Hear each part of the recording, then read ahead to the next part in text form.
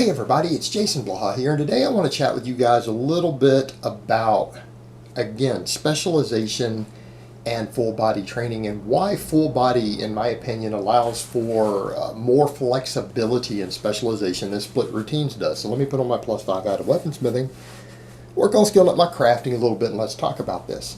This is, again, kind of my biggest problem with split routines is that I feel like split routines are unnecessarily dogmatic, meaning there's no actual real benefit to splitting your body up or even necessarily splitting up movement patterns other than psychological, right? We do it for boredom reasons, organization reasons, but there's actually no real physical benefit to doing that. There really isn't. And when it comes to specialization, usually what do we think of as specializing in either a movement pattern or a body part? We think in terms of maybe adding more exercises that have direct carryover. I mean, if you're trying to improve your overhead press or your bench or whatever, of doing either more volume on a given day for that exercise, more frequency through the week for that exercise, and even adding extra accessories that might help with that, whether it's helping to bring up a body part involved, right? A little smaller work to bring up lagging muscle areas, because you know what? A lagging muscle can hurt your bench press or overhead press, right?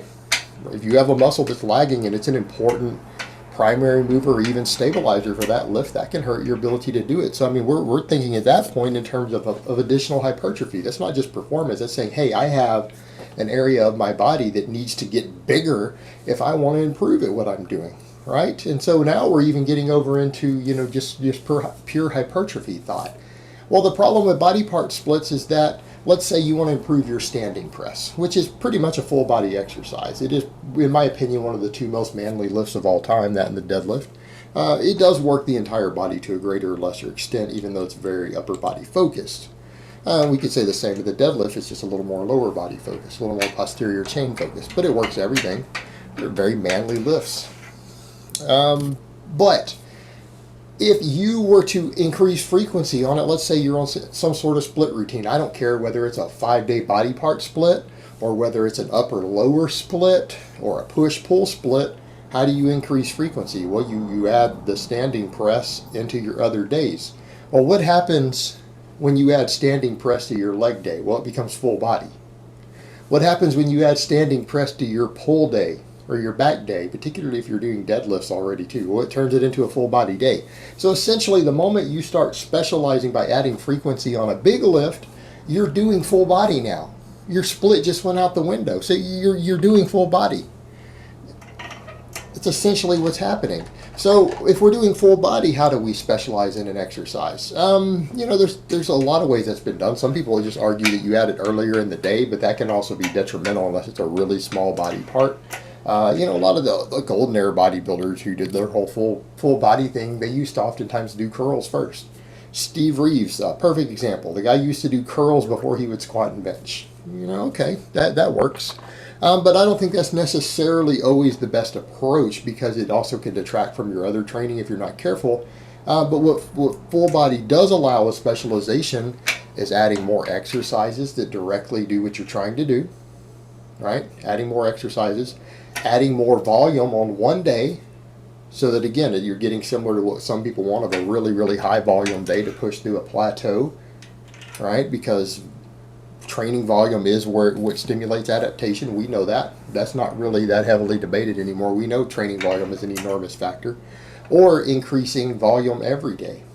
And that's the interesting one we can look at also. And all of those actually work. They all have merit, don't they? They all have merit.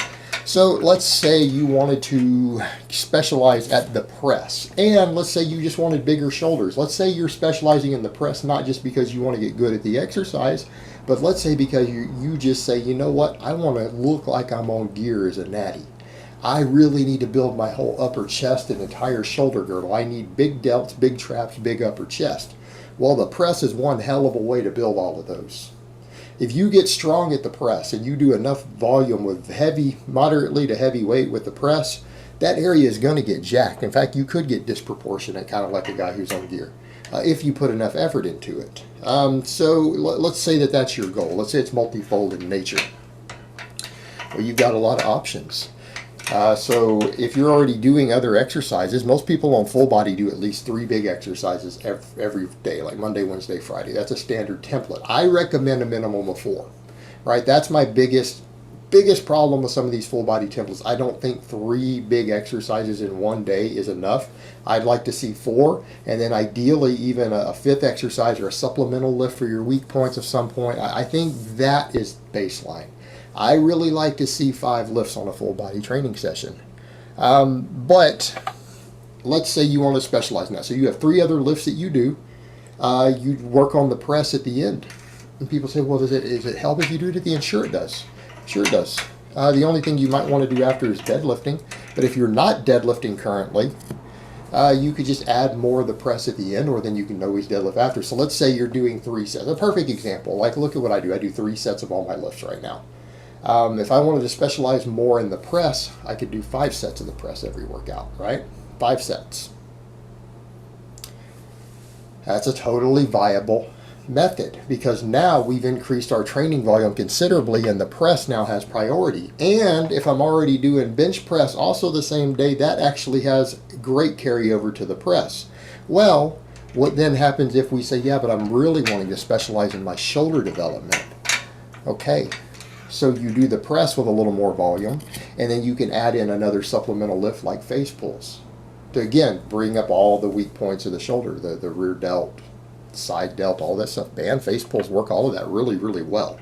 So then you're now doing a smaller accessory type movement, trying to build your entire shoulder girdle up while doing just more total weekly volume on the press. All right, you're now on a specialized full body at that point. Your full body is now a specialized program. Because let's say you squat, bench, and row for your other 3 lifts, but you only do 3 sets of those, but you do 5 sets of the press every workout. It is now specialized, and you're doing face pulls at the end. All right, you now have a specialized full body every day. Your other option, let's assume that, let's say that maybe you've plateaued with doing that, and you feel like you really do need a very, very high volume press day or shoulder day thrown into the mix. Well, again, full body Monday, Wednesday, Friday, you could keep everything normal. You could do your regular normal training as it is on Monday and Wednesday, and then Friday, because you know you're going to get the 2 days off to recover, right? You do your extra volume on the press. You could come in and instead of doing like 3x5 or whatever you've been doing, you could come in and do 7, 8, 9, 10 sets of 3. 10 sets of 5, whatever. But I mean, even the 10 sets of 3 works really well, because what do we know based upon the research? We know that high volume triples builds an enormous amount of strength and muscle. We know that it builds just as much muscle as high volume, high rep training. The research has shown that. It's just harder to recover from. But what happens if you throw something like that in, a lift specialization day? What happens if you do it on Friday when you know you're going to get 2 days off? It's going to be easier, because you're not going to have to train again till Monday, and then you can go back into your normal rotation, and then you can continue to progress at all your stuff.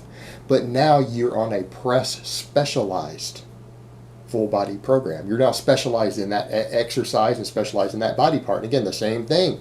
If you're like, well, I really need that volume for my shoulders, well, you could end up doing 3, 4, 5 sets of face pulls after all that pressing, couldn't you? You could do that also. And now you have a very overhead press and shoulder specialized full body that's still running Monday, Wednesday, Friday, by just changing the Friday into a very, very high volume workload day for your lagging area or area that you want to specialize in.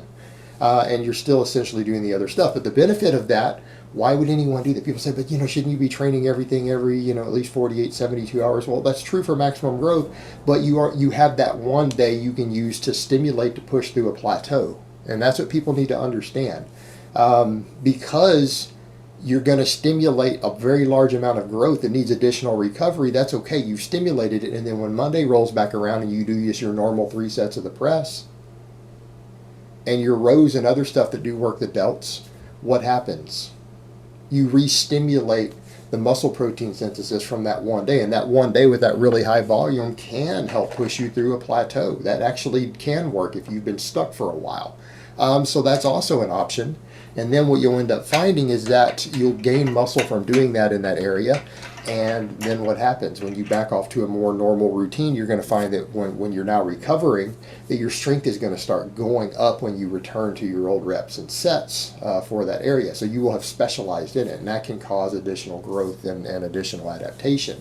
So truth be told, when you really look at the tools you have available, the full body style of training actually really is well suited to specialization, and in my opinion it allows for greater specialization than split routines does, because it does work well with your body's normal recovery functions, and it does work well with re-stimulating muscle protein synthesis more frequently, even in the areas in which you are trying to specialize. Whereas if you do something like you only train that muscle once every 4 days or 7 days, there is no way to specialize at it. You're not going to see the results you want if you're not using drugs to facilitate an extended muscle protein synthesis for it. You're just not going to get quite the same results.